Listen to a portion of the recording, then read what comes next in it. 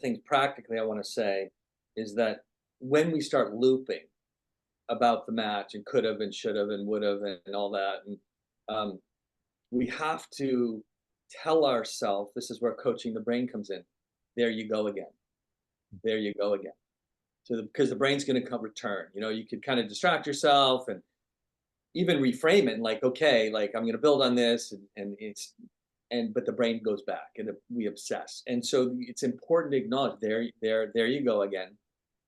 And then to assert yourself, what's important to you? I want to let me get the learning out of this. I'm going to build on this next term, right?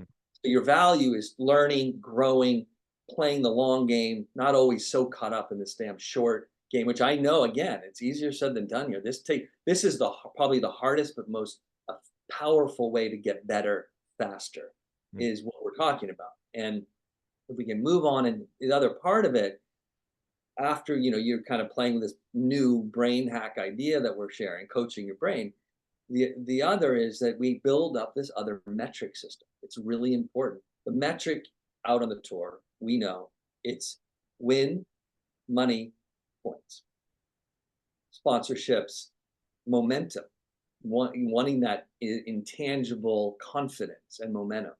So there's a lot that winning is an infusion like nothing else, right? Every player knows you win, you feel better, that dinner tastes better, right? And you're more confident. No denying that. That said, I believe there has to be a parallel metric system in such as I'm going to attack my returns on bigger points, break points, pivotal moments, instead of that added little safety, that moment of self-doubt, maybe not wanting to miss. However, that looks for every player has their own place that happens. It could be the serve collapsing, they don't go redirect up the line, you know, go back neutral when they could have really ripped it, and they don't, and they don't. And at top 50, top 100, that's the difference, right?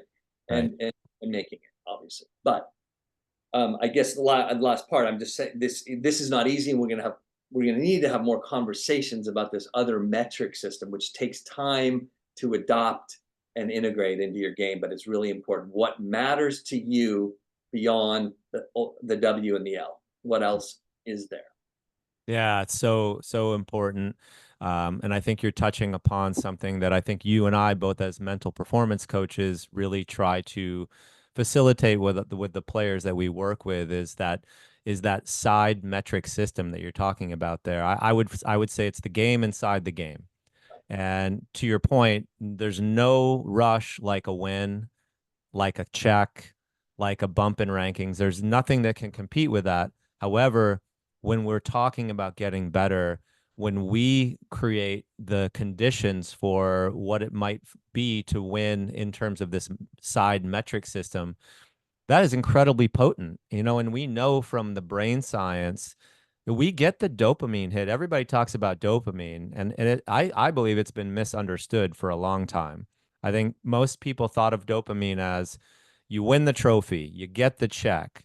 Yes, of course, there's this rush then. But really, evolutionarily speaking, we got dopamine when we were on the right track.